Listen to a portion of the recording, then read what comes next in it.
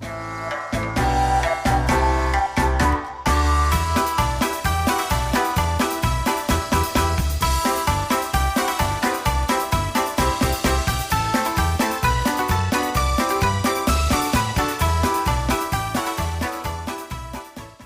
い、皆さんこんにちは。コーヒーサムライです。今日はですね、先日に引き続きまして、こちらのね、アウトドア系のコーヒーミル VSSL JAMA ハンドコーヒーグライダーの分解清掃組み立て編をやっていきたいと思います。毎回のね、お願いなんですけども、こちらね、清掃のための分解組み立てをやる場合ですね、パーツをね、なくしやすいとか、向きが分かんなくなっちゃったりとか、そういったことがあるので、基本的にはあんまりやんない方がいいかなとは思います。慣れてない方はね。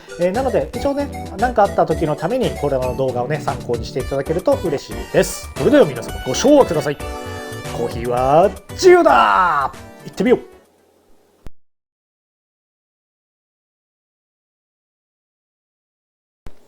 はい、ではね、まず分解からやっていきましょう。で、今回のね、この機種に関しては、ブラシがね、これなんですよね、付属してるのが。周りを清掃するだけだったら、問題はないんですけども、ちょっとやりづらいなっていう時は、別売でね、こういった例えば豚毛の、こういったコーヒーミル専用のブラシとか、こういったエアブロワーとかですね、こういったものがあると便利かもしれませんね。まずね、このコンテナですね、これを外します。置いといて、はい、分解する時は特にパーツ、順番ね、気をつけてください。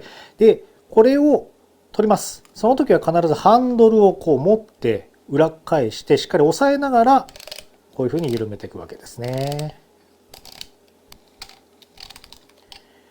はい、外れました。で、1枚ね、このプレートが入ってます。結構薄いですよね、なんかね。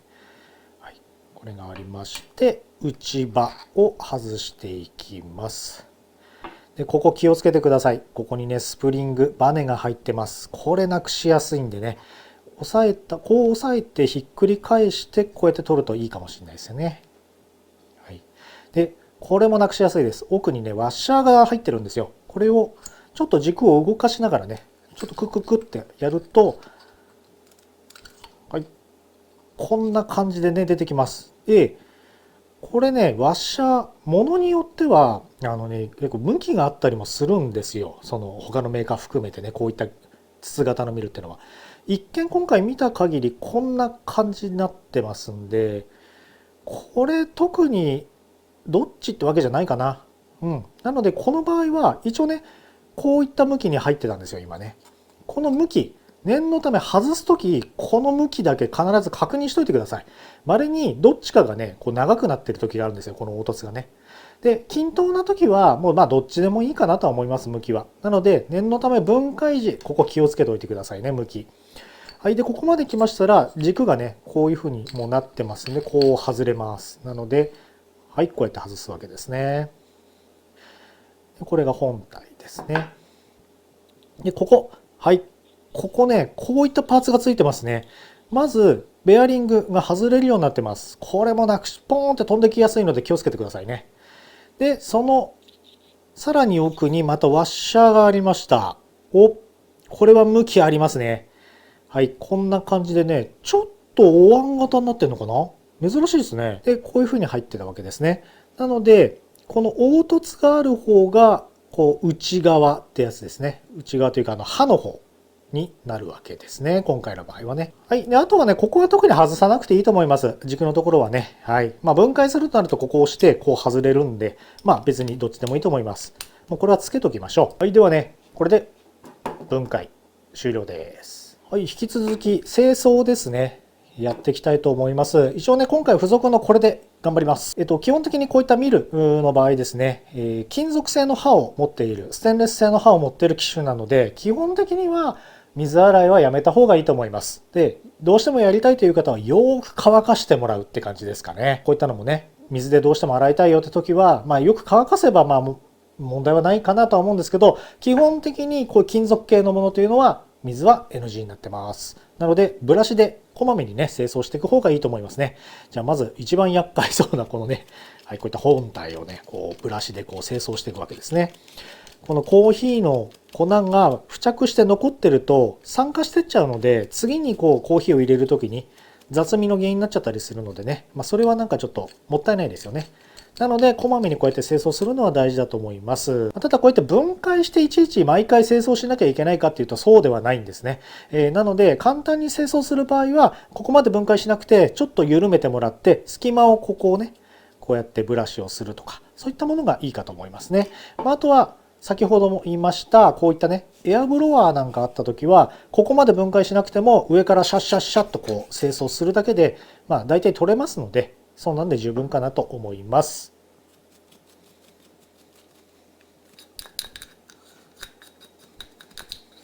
はい、一通りねブラシで清掃が終わりました。はい、ではね組み立てを行っていきたいと思います。ではね本体がありましてまずねこのハンドル部分ですねにこのパーツはめていきましょう。順番に並べておきました。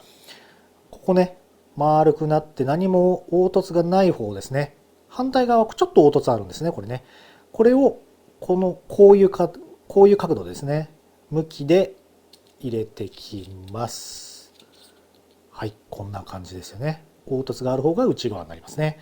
でベアリングを次は装着していきます。これはね一見見た感じ特に向きは大丈夫そうですね。どっちでも。はい、装着しました。で次本体をこのねこういう感じですね。ここの穴に入れていきます。はい、でひっくり返しますとこうですね。で次、こちらですね。ワッシャー今回は向きがありませんでした。なのでそのまま入れちゃいます。はい、これですね。次スプリングをここにピッと入れちゃいます。で次は内刃ですね。これを装着します。一応ねここスムーズにここの隙間が閉じるかどうか一回ここでこういうふうに確認した方がいいですね。でこのプレートをここね凹凸があるのでこの穴にしっかり合わせてでここもね形があるんですよここも。なのでうまくここはこうやってはいこんな感じでなるかブニョンブニョンってなるかこれを確認してください。最後にこのダイヤルですねをここにグッとはめてきます。でこの時は必ずハンドルは押さえておいてください。じゃないとね空回りしちゃいますんで。はい、で時計回りに回していって最後までここもう締め切らなくそれ以上進まなくなるところまで締めたら一応これが0ポイントという感じになりますね。で若干ですねちょっと僕気づいたんですけどこのね締めるのでちょっと斜めになったりしてると部品とかがちょっとねうまく締まってない状態になる可能性があるようなのでここはねちょっとおかしい引いてみておかしいなと思ったら一回ちょっと緩めたり一回外したりしてもう一回やり直すといいかもしれないですね。では最後こちらコンテナを閉じてこちらでね組み立て完了です。はい、皆さんお疲れ様でございました。ここまで分解して清掃を毎回やんなきゃいけないかっていうとそうじゃないと思います。日頃はちょっと隙間を空けてそこをブラシでシャシャシャとかそんなもんでいいですね。1ヶ月ぐらい経ってちょっと内部までしっかり清掃したいなっていう感じでしたら分解してさっきみたいなブラシ清掃をすると、今回はトラブルシューティングのために動画を残しておきました。はい、本日もご視聴ありがとうございました。本日の動画いかがだったでしょうか。いいねと思っていただいた方はぜひ高評価そしてチャンネル登録の方よろしくお願いいたします。またコーヒーサムライブログ、Twitter、インスタそして TikTok なんかもやっておりますのでぜひそちらもご覧いただければと思っております。それでは皆様素敵なコーヒーライフをお過ごしください。